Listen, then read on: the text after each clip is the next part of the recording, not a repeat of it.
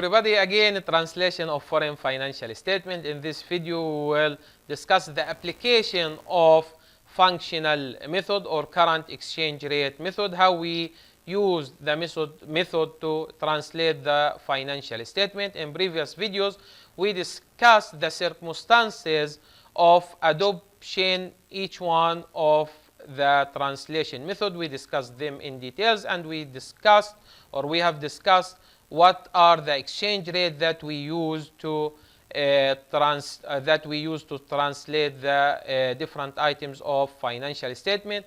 Let us in this video discuss numerical example of a translate financial statement. Let us see this one. B Corporation, U.S. company. Here we are talking about U.S. company as a parent company, formed a British subsidiary on January 1st, 2015 by investing £450,000. We have invested £450,000 in exchange for all of the subsidiaries, no par common stock. The British subsidiary, the affiliated company, Serial Corporation, purchased real property on April 1st, 2015. After 2 months, the subsidiary company purchased property at cost of £500,000 with 100,000 allocated to land, 400,000 allocated to a building. The building is depreciated over 40 years, 202.5 annual estimated useful life on a straight line basis with no salvage value. The British pound is Seal's functional currency. Be careful here. The functional currency of the subsidiary company is British pound. British pound is Seal's functional currency. It means subsidiary company located in the UK, and they use the British pound as when they prepare the financial report. Here, the British economy does not have high rates of inflation. Exchange rate for the pound on various dates. Seal adjusted trial balance is presented below for the year ended. Here again, the company located in the UK, and they prepare the financial or their trial balance by British pound. So, what's the method we have to use when we translate? We need to translate this financial statement, prepare seals, translation working papers, translated income statement, and translated balance sheet. Here, the trial balance prepared by British pound, and the company located in the UK, so they use the functional currency as the local currency of the country where they are located in. So in this case, we will use the functional currency method or current rate method. Current rate method means that we will translate assets and liabilities by current exchange rate, revenues and expenses by average, equity by historical, and we have to be careful when we translate the amount of retained earnings. Let us see the exchange rate during this period. On January 1st, 2015, on the date of acquisition or forming the company, the exchange rate is 1.5. April, the date of acquiring the asset, the property, 1.51. At the end of the period, on the date of preparing the financial statement, 1.58, and the average of the period, 156. Let us move to see the accounts we have: cash, receivables, inventory, building, land, depreciation, other expense, cost of goods sold. Total debit has to be equal or has to equal total credit. Credits we have cumulated depreciation, accounts payable, common stock, retained earning, equity adjustment, and sales. Let us see how we will translate it. First of all, you have to create your working paper, trial balance, and then we will, this is the trial balance as presented here. I move it as it is without any change to this column. Here, cash 220, and here also the same 220. This is the same column of a trial balance. Here, the exchange rate in this column, second column, I will present the exchange rate that we have to use. and here the translated amount according to this exchange rate. As we agreed before, amount of assets and liabilities should be translated by current exchange rate. Current exchange rate means the exchange rate on the date of preparing the financial statement. It's 1.58. 31 December 2015, the exchange rate was 1.58. So we will use it to translate the balance of cash, receivable, inventory, building, land. On the other hand, accumulated depreciation, accounts payable, all of these amounts of assets and liabilities will be translated by the current exchange rate, and this is the figured amount. This 220 multiplied by 158 equal this amount 347,600. Let us move to expenses. As we agreed also before, expenses and revenues under functional method will be translated by average exchange rate. Average exchange rate as given here, average 2015 is 1.56. So we will use it to translate the amount of depreciation expense, other expense, and cost of goods sold. We treat it as expense. It was inventory and become period cost when we sold it. And sales revenue also will be translated by the average exchange rate. So here we have revenue and expenses, these three items as expenses translated by 156 average, and sales also by 156, the average of the period. Okay, let us move to the remaining item, which is common stock. Here already we have translated all of them by assets by current, expenses by average. Here we have expenses or revenue, sorry, by average, liabilities and accumulated depreciation by current. Here the remaining is common stock. As also we agreed before, equity or equity items, we translate it by historical exchange rate, except the amount of retained earning we have to analyze the component of it. Here by 1.5, this is the historical exchange rate on the date of forming the company. The historical exchange rate, where historical exchange rate means the rate on the date of occurrence, the transaction itself.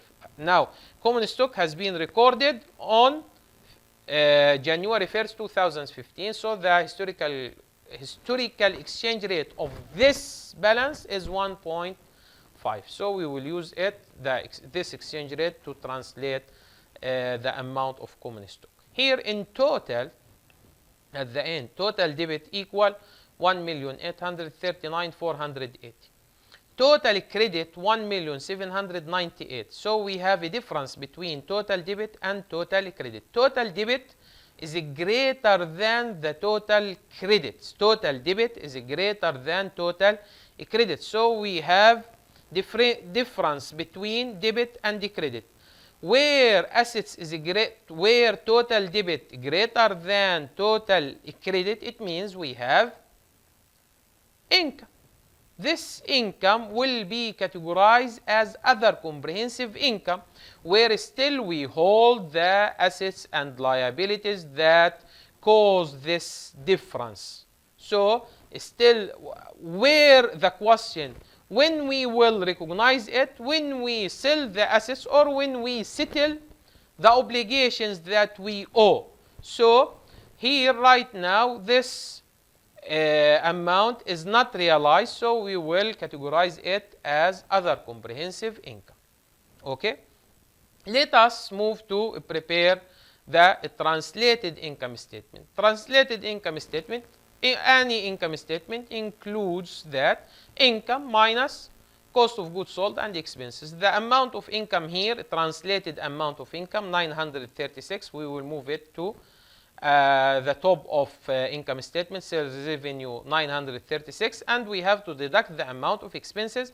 Here, according to this trial balance, we have three items: depreciation expense, other expense. It's simple income statement, just only to clarify the idea of a translation. Also, we have cost of goods sold. Translated cost of goods sold 343,200 depreciation, translated depreciation expense, and translated other expense. So at the end we have net income. At the end of this period we have net income by 409,500. Let us move to prepare the translated balance sheet. The translated balance sheet, we will take or transfer the amount of cash, receivable, inventory, building, land as assets. Also, we will add accumulated depreciation will be deducted from the amount of building. On the other hand, we will present the amount of accounts payable, common stock as translated here, 675. So we have 675 translated accounts receivable. Here we have a translated assets, cash, accounts receivable, inventory, building. In net it means that translated building 632 minus the accumulated depreciation 11,850. So in net 620, 150. Land, translated land. So in total we have total assets 1,301,130. On the other hand, accounts payable, common stock, and retained earning. Retained earning is the amount of net income. Here we will take this amount as it is, a translated amount. When we translate the amount of retained earning of the coming period of 2016. We will discuss this in the coming slides. So here, translated retained earning equal, and the differential, critical differential between debit and the credit that we discussed a minute ago will be categorized as accumulated comprehensive income. So here we have a translated balance sheet. In total assets debited by 1,301,130. Total liabilities 1,301,130. Okay? This is the translated balance sheet in 2015, at the end of 2015. Translated income statement at the end of or ended December 31, 2015. Let us move to the, or continue the same example, but in the next period, in 2016. Let us see what happened. Sear Corporation, the same company, British subsidiary of Peak Corporation, a U.S. company, was formed by Peak on January 2015, as we discussed a minute ago. In exchange for all of the subsidiary common stock, Sear has now ended its second year of operation on December 31, 2016. Relevant exchange rates are January 1st, 2015, date of forming the company. It will be the same, it will not be changed. 1.5.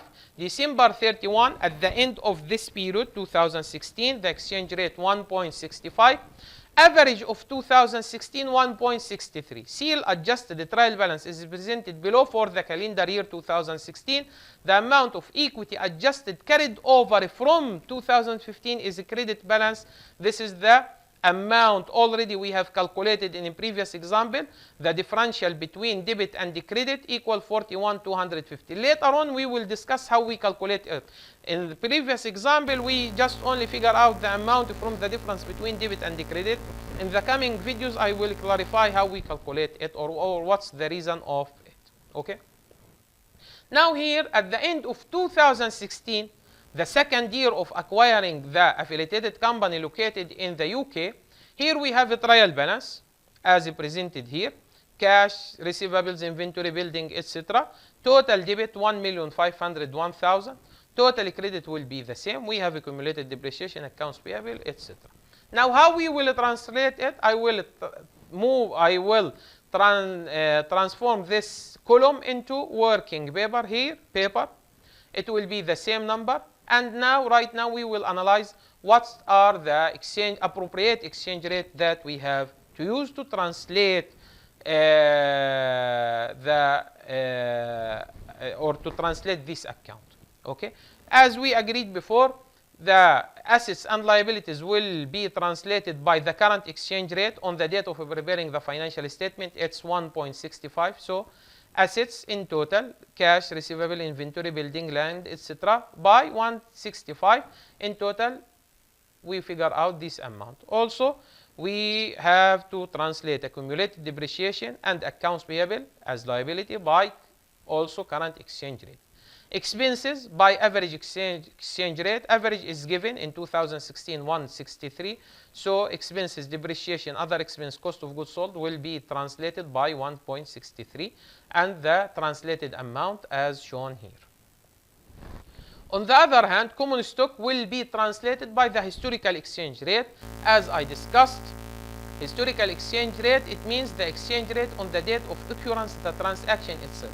We have created the common stock on 1st January 2015. So on that date, the historical exchange rate was 1.5 as given here. January 1st, 2015, the date of occurrence, the common stock 1.5. So translated common stock equal $675,000. Okay? Okay.